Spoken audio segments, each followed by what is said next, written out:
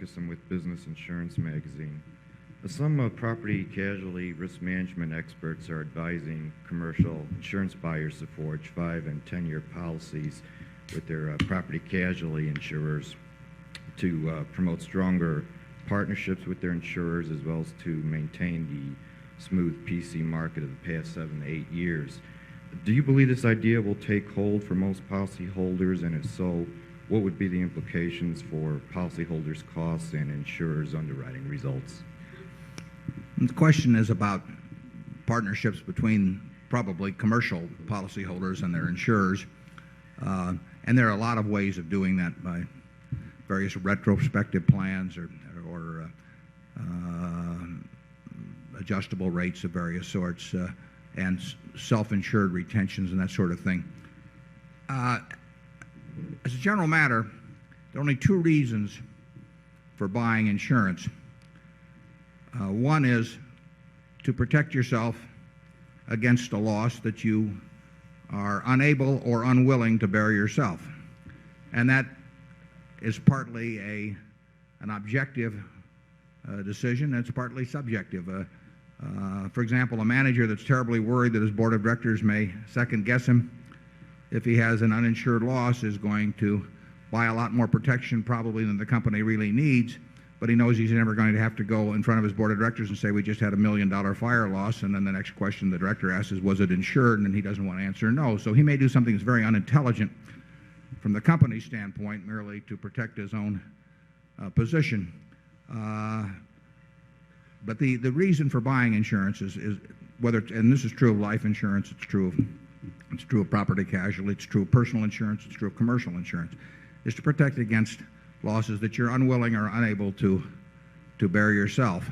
Or the second reason, which occasionally comes up, is if you think the insurance company is actually selling you a policy that's too cheap, so that you really expect to, over a period of time, to have a mathematical advantage by buying the insurance.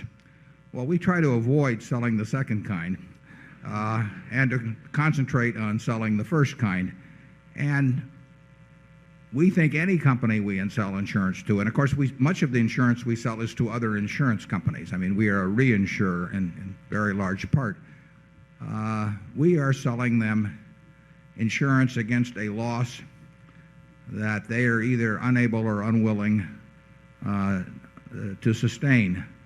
And a typical case, might be a company that had a lot of homeowners policies in California, and if those include earthquake coverage, they may not be able to sustain the kind of loss that is possible, even though they want to keep a distribution system in place that merchandises en masse to homeowners in California. So we will write a policy. They may take the first $5 million of loss, they may take the first $50 million of loss, depends on their own capabilities, but then they come to us, and we are really uniquely situated to take care of problems that no one else, that the companies can't bear themselves and that they can't find anybody else to insure. But we really don't want to insure someone for a loss that they can afford themselves, because if we're doing that, it may be because they're dumb, but it may be because they also have a loss expectancy that's higher than the premium we're charging, which is not what we're trying to do in business. I think that I think probably as compared to 30 years ago that risk managers at corporations are probably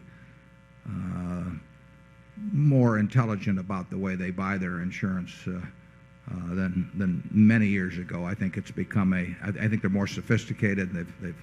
They've thought it through better. But there's a lot of insurance. There's a fair amount of insurance bought that doesn't make sense, and there's a fair amount of insurance that isn't bought that should be bought. There are certain companies that are exposing themselves in this country to losses which would wipe them out, and they prefer not to buy reinsurance because it's, quote, expensive. But what they're really doing is betting on something that won't happen very often, happening not at all.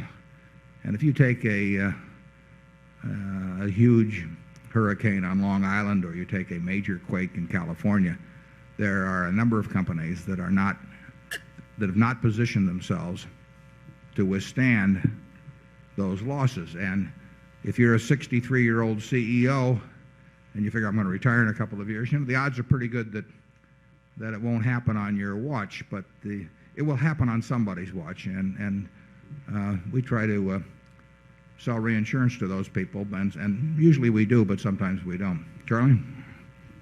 Nothing to add. Okay.